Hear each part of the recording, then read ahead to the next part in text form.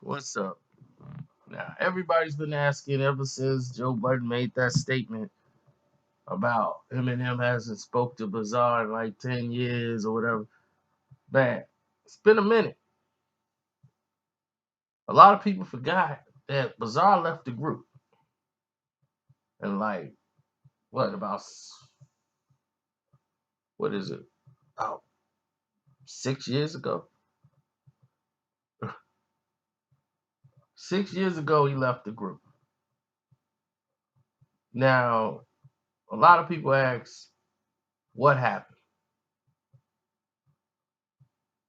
Why did they fall out? What what could have went wrong with D12 and Eminem? A lot of people say it's a slaughterhouse. What's going on? Because him and Bizarre was close. I mean, that was his guy. He was the guy everybody laughed at, made fun at, but he was always had his back. He was always loyal. Bizarre was always that dude. He was always there. So it definitely is love there. They definitely had a brotherhood, but a lot of things didn't go the way it should have went. Everybody came back to the fold. I ain't saying they ain't cool now. I'm talking back then when it went down. They probably made up since then. I'm quite sure they, all got back together like brothers do. They fight and have their moments. But let me fill y'all in as to the confusion as to what went down. There was an album and a song that was made about, I want to say, about 9 years ago. And Bizarre did a song with some other local rapper from the Midwest. And I think it was some other people from D12 was on it. And it's this guy named Disaster or something. And he comes out and he's making a song. It was something else called I'm a Hater or something, was the name of the song they did. And the guy from Indiana ended up selling the lyrics to the song.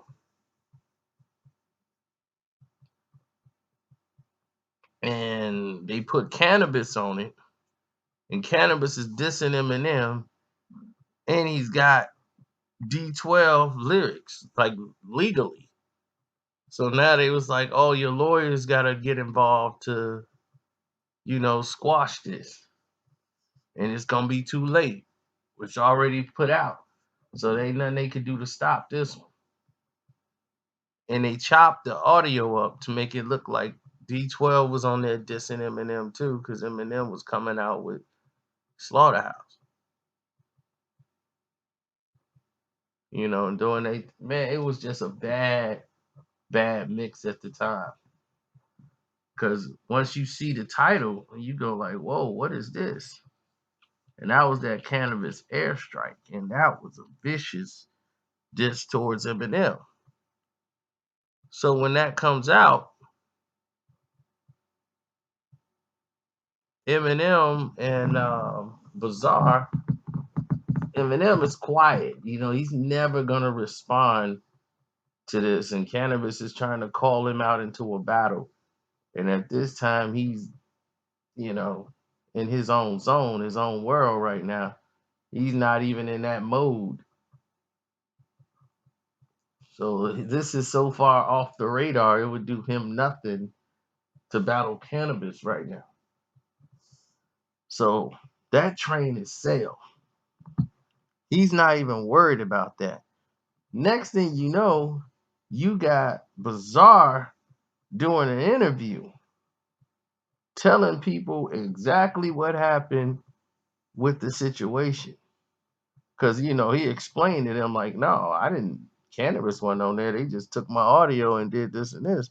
D12 would never have jumped on no track like that, which was fine. It was just after the fact what he was saying. Cause they on there talking bad about Shady. And in the interview, they asked him, well, what did you think about, Cannabis going at it with him? Man, I think all this beef stuff, man, it's just everybody just need to chill and like, and it's nothing. It's just competition, man. Them two, they can handle it on their own and this and that. He ain't even sounding ticked off. I thought it was funny the way they did with my audio and chopped it up. He ain't sounding mad at all. That they done took his audio and put it on a disc record for the guy that's paying your checks.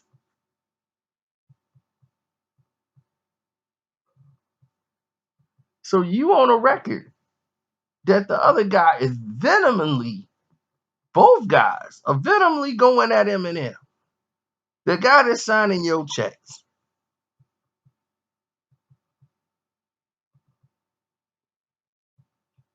And you are sitting there saying, I thought it was funny. The way they did my voice and put me on that song. So you saying like you ain't even mad that you was on the song. Then they was like, well, what do you think about him dissing Eminem? And you like, well, hey, then it's both of them need to move on. I mean, rap is dead right now. It's just so lame. Nobody really, you don't even care. So naturally he feels betrayed and he didn't want to talk to you behind the whole situation. He didn't want to talk to you. That interview said everything. So he was doing his own thing. He was working with everybody, him and his boys producing beats. And Bazaar was doing his thing. It was Mr. Porter. They doing a little thing on the side and coming up and working with these other Midwest artists they got.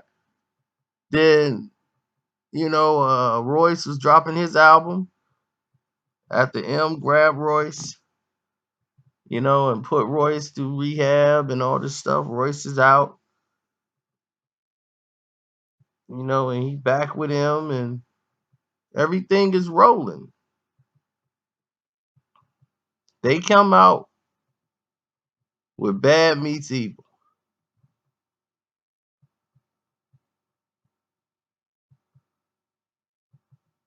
And when Bad Meets Evil happened,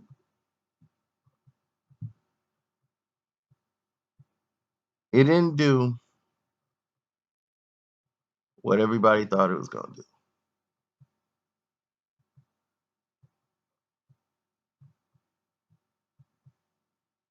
Let's just say that. The album kind of didn't take off.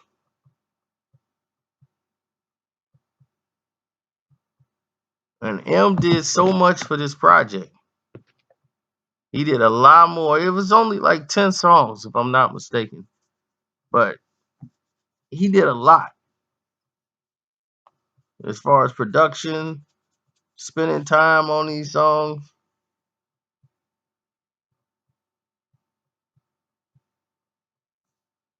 And to me, it was a decent album. But I just think that the time had passed. They weren't the same guys no more. It was like, how you get grown on the album. They got grown. So the album didn't take off. So it was a whole lot of reshuffling as Slaughterhouse is getting ready to come out.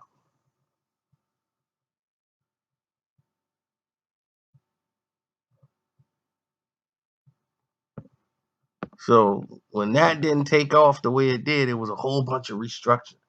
Everybody was moving around and Shady Records got rid of like Mr. Porter. He even left.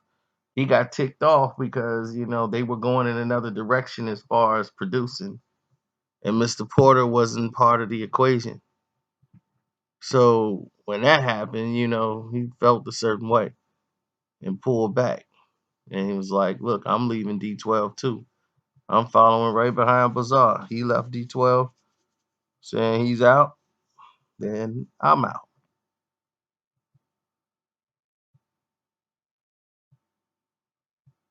And Mr. Porter, who was the con artist,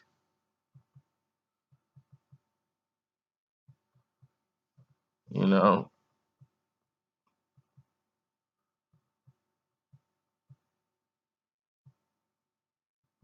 it is what it is, man.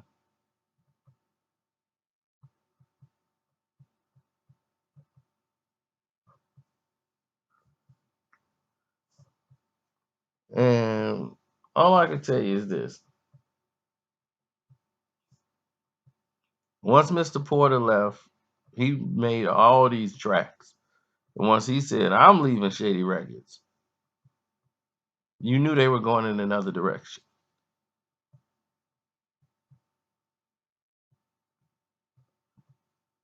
Now, Mr. Porter normally has one or two songs on there, but they had to go with what was more modern to try to keep Shady Records alive and all that stuff.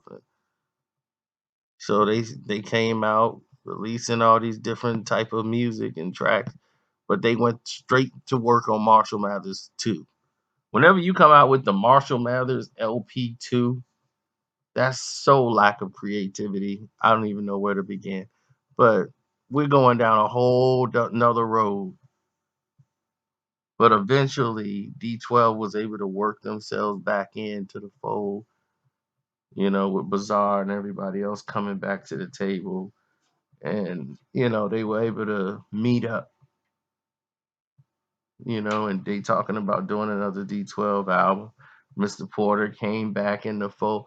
Like, like it was, this is like a brotherhood. So yeah, they didn't talk for a while, and they probably still not on hey, let's talk everyday terms, because M probably is in a whole different space. It's just like you had that homeboy that was cool with you. Y'all rode together for like this year to that year. Y'all still cool. It's just that you grown from that. You ain't doing that no more. I had a homeboy. We used to roll together. He looked like Montel Jordan. This is how we do it. But the Montel Jordan ain't popping right now. So he's actually bald and look weird now. I'm like, dude, you look weird bald. He had the little Jerry curl fade with the Montel Jordan glasses with the blue jean shorts. Used to be getting all the chicks with that. You look like Montel Jordan. Then he found one he wanted to be with. And next thing you know, he got all big and shaved all his head. He bald. Oh man, you bald. But that was my running buddy back there, Shoot, we was up there pulling chicks. This is how we do it. I'm like, man, we taking them down tonight. This has been a great weekend. How many you got? I got 6. Well, I got 3. What a week.